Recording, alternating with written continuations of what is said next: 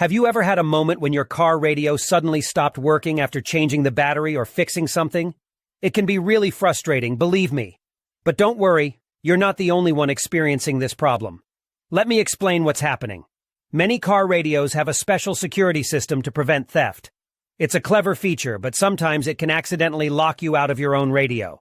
But guess what? We've got a simple solution for you. In today's video, we're going to show you how to unlock your car radio and get your stereo working again. The best part is, you don't need to know a lot about technology or spend any money to do it. That's right. This method is completely free and anyone can do it. So let's get started and fix your car radio together. So the next step is to access the following website, where you can retrieve the unlock code for your car radio. You can retrieve your radio code for free through a simple procedure, but in order to get it, you need to find the VIN number of your car. To find the VIN number of your car, simply look for the corresponding boxes on the vehicle registration and licensing certificate. The VIN is on both sides of the document. The VIN number can also be found on the car window or other parts of the car.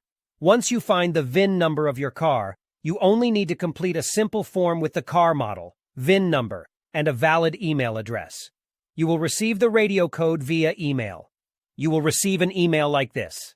Now you only need to enter the unlock code and your car radio will work again.